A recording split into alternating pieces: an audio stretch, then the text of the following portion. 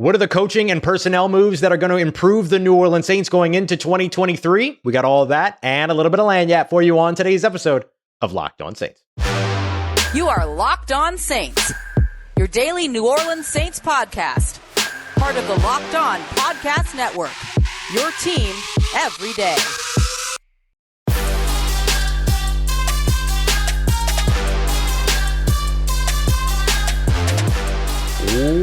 What is good, Who Dat Nation and Who Dat family? Welcome into another episode of Locked On Saints, your daily podcast covering your favorite team, the New Orleans Saints.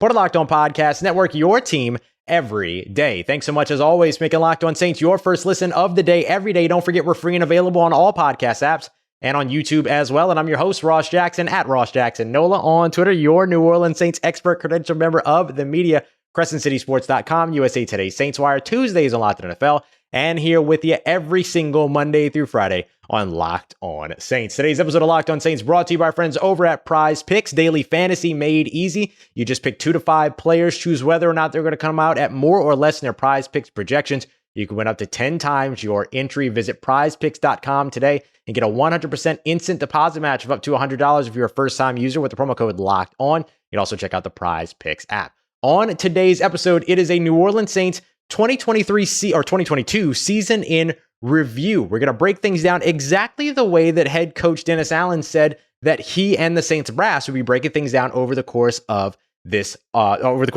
week going into the offseason. We'll discuss what went right, what needs improvement. We're also going to take a look at the personnel review and a coaching review, where some changes might look to happen and where some things might be able to help the New Orleans Saints get over the hump going into 2023. So let's start off with the coaching side, because obviously this is the biggest spot where everyone expects the New Orleans Saints to address things one way or another. And it's the offense that really needs to work. And that could mean a change at offensive coordinator on the way. If there is a change at coordinator on the way, don't expect it to happen in the next couple of days, although that is very possible. Expect the New Orleans Saints to take their time here. They can't really even start interviewing candidates until later on in the month anyway for the position.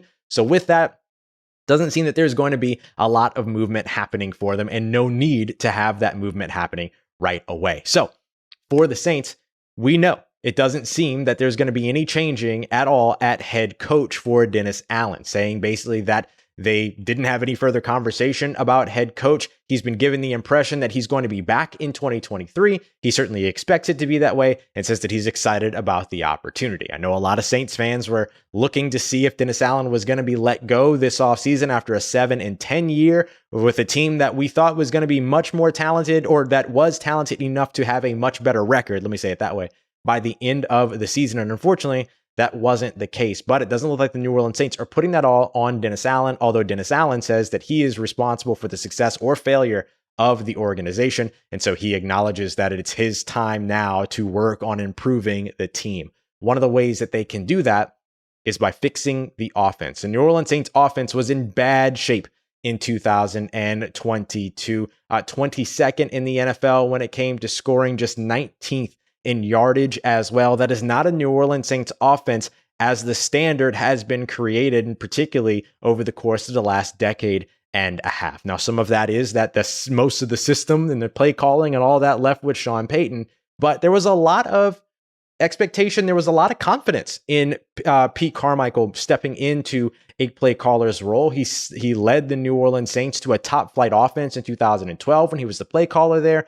But now I think we have the idea that a lot of that had to do with Sean Payton still being, the major influencer during that time, even though he wasn't with the team that season. And of course, you had one of the greatest quarterbacks of all time in Drew Brees at the helm. The Saints did not have that level of quarterback under center in 2022, and they won't in 2023 either. So when it comes to what the New Orleans Saints are very likely going to have to make a change at, offensive coordinator is definitely one of those spots. Now, there are a lot of different candidates that are going to be out there. I've highlighted some of my favorites: Bobby Slowick, the passing game coordinator from the San Francisco 49ers; Brian Johnson, who's the quarterbacks coach in Philadelphia. There's also, of course, quarterbacks coach and passing game coordinator here in New Orleans already, Ronald Curry, who the Saints have been grooming to become an offensive coordinator at some point. And I know that's part of his goal and sort of aspiration as well. But external candidates might be a little bit more appealing after the New Orleans Saints weren't able to win with internal candidates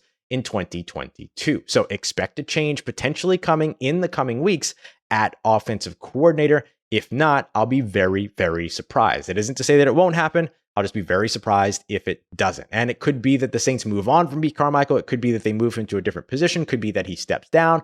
Whatever, avenue leads to a change there, I would expect there to be some kind of change there and some good candidates out there available for the team. When it comes to defensive coordinator, ninth best yardage defense in the NFL, a top flight scoring defense in the NFL as well.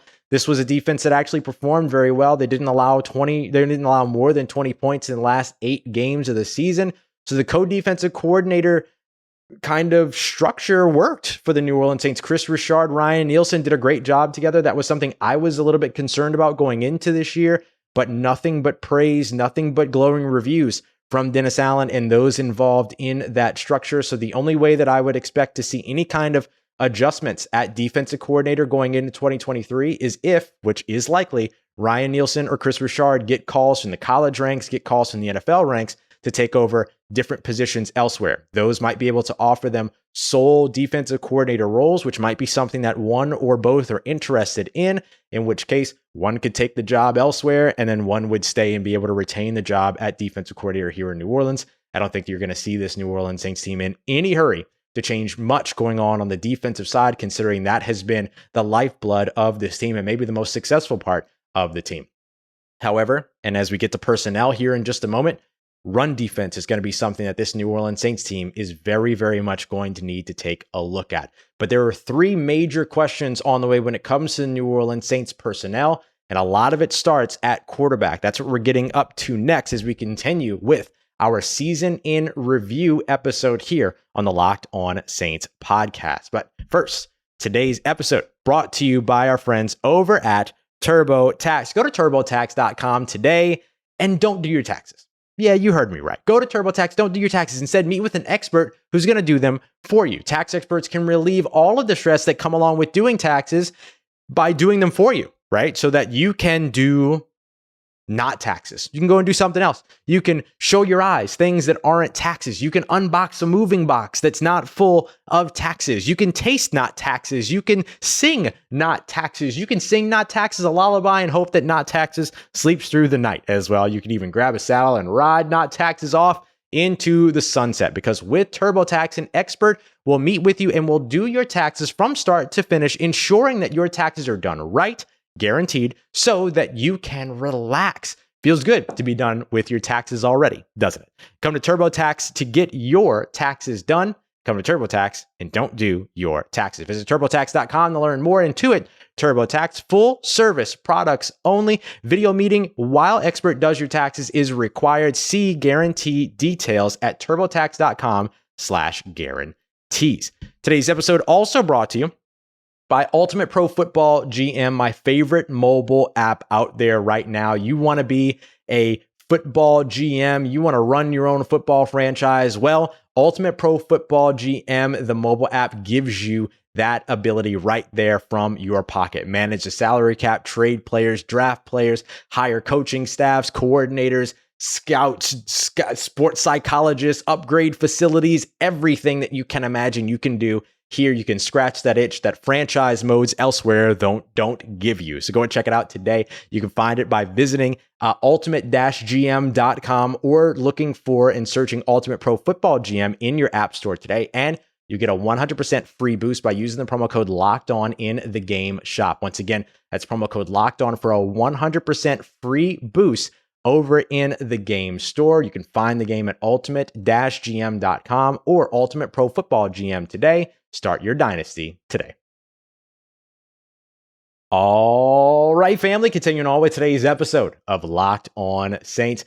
3 major questions that the New Orleans Saints need to answer this offseason on the personnel side in order to be better in 2023 than they were in 2022. Appreciate you, as always, making Locked On Saints your first listen of the day every day. For your second listen, make sure you go and check out Locked On Sports today as well. Get all the news around the world of sports in around 20 to 25 minutes wherever you get your podcasts and on YouTube as well.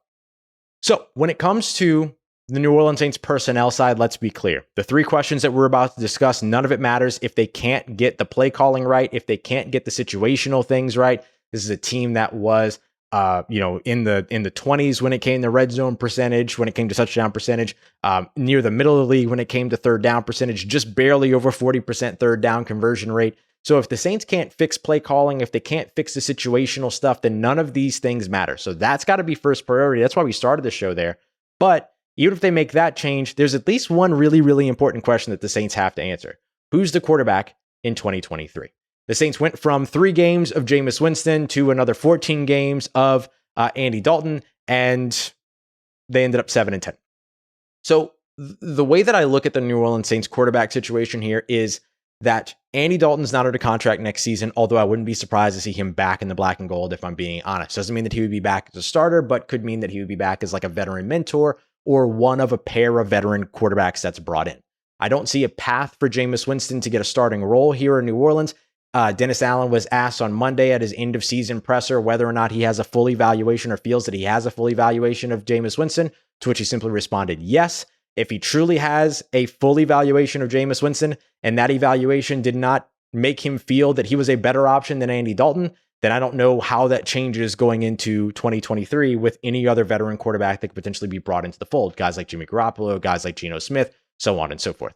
So with that being the case, what's going to happen with the New Orleans Saints and quarterback? That's going to be the big question that you're looking to answer here. Okay. And look, Dennis Allen said that they'll leave no stone unturned. So that means the trade market. You've got guys like, I guess potentially Derek Carr, although I don't see the Saints spending assets to bring Derek Carr in. If Derek Carr gets cut, then sure. But I don't think you're giving up assets to trade for Derek Carr. We'll see if the Chicago Bears go all Arizona Cardinals on Justin Fields. And if Justin Fields becomes tradable all of a sudden, then that could be a place where I could see the Saints pounce because they want a mobile quarterback. That's what Dennis Allen wanted when he came in. They went after Deshaun Watson tirelessly in the offseason. And then, of course, they could find that same archetype in the draft as well. And the Sean Payton potential trade ends up adding to all of that. I mentioned yesterday that the Arizona Cardinals have the 4th overall pick. I'm so sorry. They have the 3rd overall pick. I don't know if you can get the 3rd overall pick for Sean Payton. If you do, it's the only thing you get in that trade package. And then sure, you can go out there, you can get yourself a CJ Stroud, an Anthony Richardson, a Will Levis, whoever it is that you like, right? Whoever it is that the New Orleans Saints like, it opens up the sort of pick of the litter for them in that case. So they can go and they can find that mobile quarterback archetype if they want it bad enough, one way or another, here over the course of the offseason. But that quarterback question is a big one that they're going to have to answer. Second question is, what are they going to do with Michael Thomas? Michael Thomas reworked his deal the Saturday before the final game in Week 18, took a massive pay cut in 2023. That seems to indicate that Michael Thomas and the New Orleans Saints are headed to a split. That's an indication. Does not mean that that's exactly what's going to happen. But if the Saints don't move on from him before March 17th of this year, $32+ million becomes guaranteed on his contract in 2024. That's a lot of money to pay a 30+ year old wide receiver at that point. So that's something to keep in mind. It doesn't mean that the Saints will move on from Michael Thomas, but it seems to indicate that they will. If they do, then the next piece of that question is going to be, how do you find the big physical possession receiver that ends up adding to your wide receiver room? Because you'll need to find that. There are those types in the draft. There will also be those types out on the market as well, whether that be in free agency or the potential trade market. The Arizona Cardinals already having some rumors circulating about how they might be moving on from DeAndre Hopkins. I don't think that that's a spot where the Saints get involved, but that's something to watch because that trade will that effectively sets the ceiling for wide receiver trades for the rest of the offseason if he goes early in the offseason. So something to watch. It's not to say the Saints won't get involved there, though. They've done crazier things. And that would be a dope, crazy thing for them to do, by the way. The best kind of crazy thing for them to do. Although you're kind of replacing Michael Thomas with Michael Thomas. Anyway, doesn't matter. So now the other piece that you're looking for is, what are the Saints going to do with aging veteran players? There's been a lot of chatter. It's not within NFL circles. It's not within the organization or around the facility. It's more so in media and in the fan bases about guys like Cam Jordan, who there was a lot of conversation about him potentially being traded at the trade deadline. Clearly that was never going to happen. Same thing with DeMario Davis this offseason.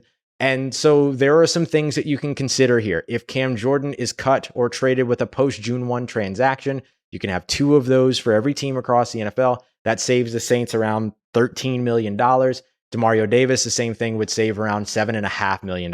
However, I don't see either of those guys going anywhere. I think that would be a borderline foolish move. The Saints are in a transitionary period, going from a Hall of Fame head coach and a Hall of Fame quarterback to finding out and trying to figure out who their next, who their long-term head coach is and who their long-term quarterback is. So you don't give up big-time leaders on your team, culture guys, glue guys. They become more important than ever in these transitionary phases. So guys like Cameron Jordan, Demario Davis, as far as I'm concerned, are safe, may even be willing to rework their contracts to open up more salary cap space to allow the Saints to bring in more weapons if they truly believe, as they've told us over and over again, that this team is close.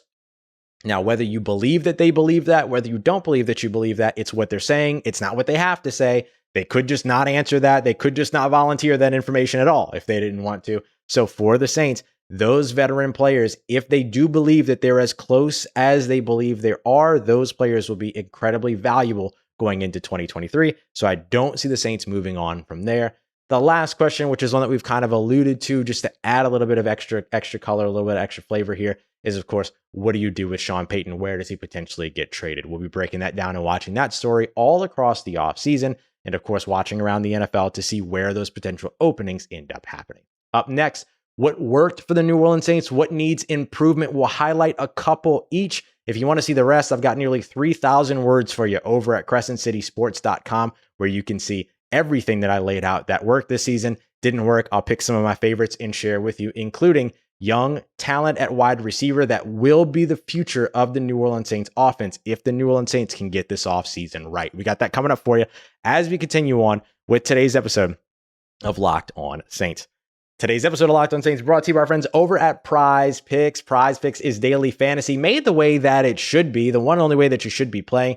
It's not you versus a bunch of mystery lineups competing for a mystery cut of a mystery amount of money. It's you versus the house. You and your knowledge versus the house. I think you'll take those odds probably about 10 times out of 10. All you have to do is go to the website, prizepicks.com, or download the Prize Picks app. You can pick 2 to 5 players, choose whether or not they're going to come out at more or less than their Prize Picks projections, which are set every single day by Prize Picks. You'll have projections of like rushing yards, all that. If you choose they're going to come in at more, you get that right. You do that for 2 to 5 players, you go in up to 10 times your entry. And if you're a first-time customer, you can get a 100% instant deposit match of up to $100 by simply using the promo code LOCKED ON. You deposit $100, get $100.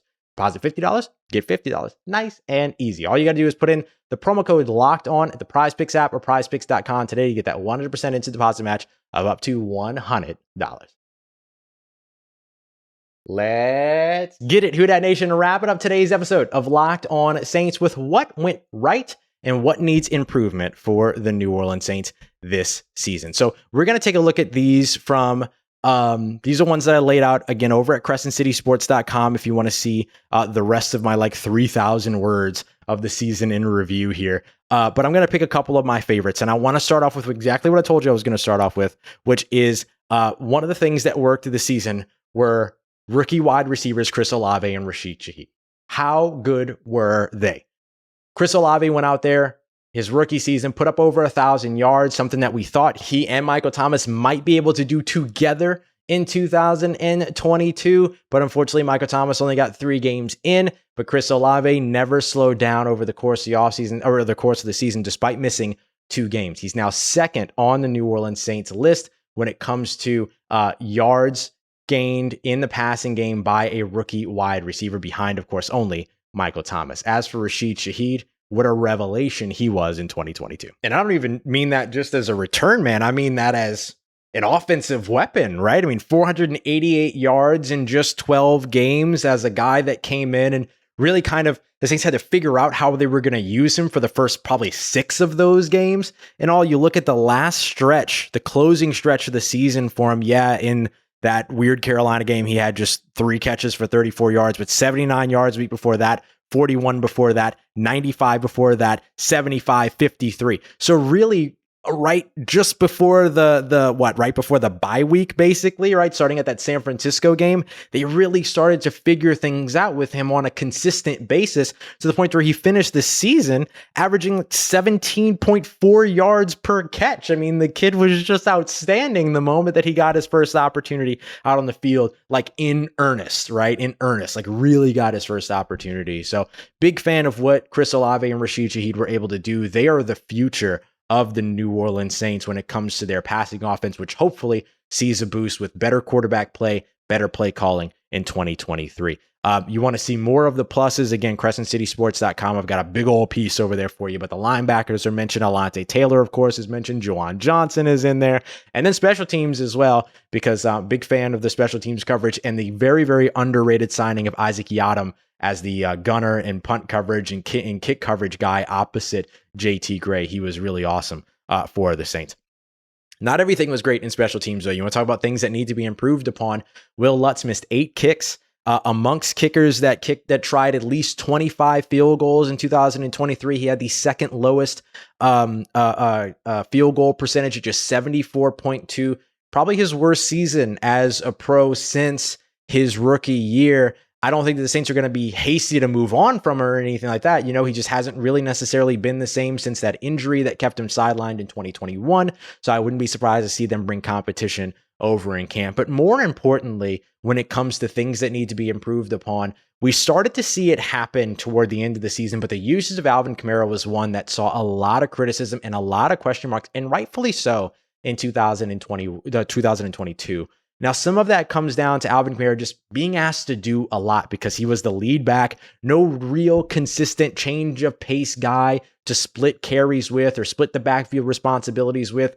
Alvin Kamara was kind of the guy, but his usage in terms of getting him out in space, having him off the field on third downs and in pivotal situations, situationally not utilizing him in the red zone, finishing the season with 4 touchdowns total on the year. Like, that's not Alvin Kamara, and not all of that is on Alvin Kamara. Yeah, he had some fumbles here and there in scoring position and all that of course he would like to have back, but the usage, the way that he was utilized, the way that he was deployed throughout the season, very, very different from what we've seen from the New Orleans Saints in the last, since 2017 when he was drafted. So I could see the Saints really working hard this offseason to find an offensive coordinator that's going to maximize him or adjust the scheme, even if they don't change offensive coordinators, adjusting the scheme so that it does maximize him as a playmaker. Kind of like the big conversation over the course of last offseason was making sure that they land with a quarterback that could maximize Alvin Kamara. Remember that conversation? And then look what happened in terms of the team trying to utilize him or the team's utilization of him. The team got in the way, not necessarily the quarterback. And so they have to get that sort of figured out from a play calling perspective and an offensive scheme perspective.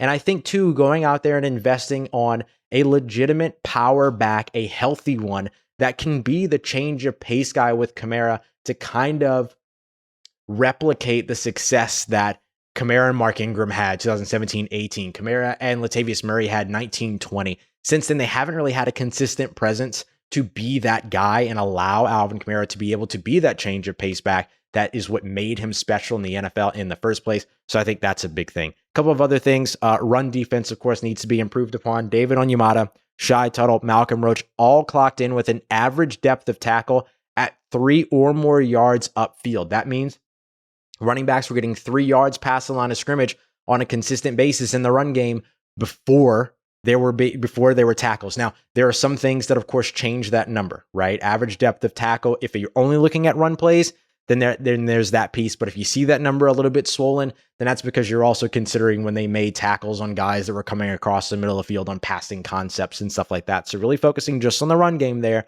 The run defense is a thing that needs to be addressed and needs to be improved. Contavious Street, big time player for the Saints on his 1-year deal. Would love to see him back in New Orleans in 2023. 2.3 yards upfield, much better numbers there. Those are the usual numbers that you've seen from guys like David Onyemata and Shai Tuttle in the past. To be honest with you, if the Saints brought back this unit, that's not the worst situation for them in the world, as long as they add a big, tough, powerful, punishing nose tackle, defensive tackle that can get that interior push. Guys like what the Saints have had before in the past, like a Taylor Stallworth or a Malcolm Brown, who pretty much sat on the market for most of the season this year. That could be a necessary addition over the course of the offseason to help them generate a little bit more push in the middle of the line, which will inherently make this run defense a little bit better. Play caller, quarterback, those things we've already discussed. Health, that's a big one, of course, as well. That needs to be better for the Saints going into 2023. They have been punished by injuries over the course of the past 2 years,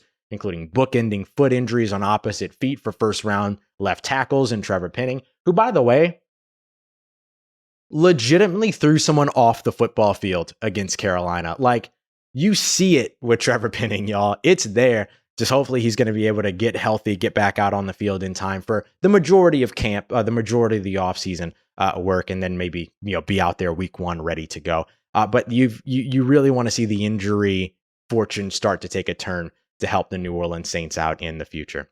So that's our quick year-in review. We're going to continue to look at all of these things more in depth as well. We could do a whole episode on just offensive coordinators, and we will. We'll do a whole episode on just quarterbacks. We'll do a whole episode on finding the right piece to partner with Alvin Kamara. We've got so much coming up over the course of the offseason. Right now, our eyes are just kind of looking around the rest of the NFL, waiting to see what types of moves the New Orleans Saints do or don't make, and looking to see what moves are elsewhere as well. So we'll be keeping you up to date on all of that every single Monday through Friday right here on the Locked On Saints podcast. Appreciate you so much for making us your first listen of the day every day. For your second listen, make sure you go check out Locked On Sports today as well. About 20, 25 minutes, everything around the world of sports, thanks to our local experts here on the Locked On Podcast Network, providing you with it the only the way that Locked On can provide. So make sure you go check that out on YouTube, wherever you get your podcast.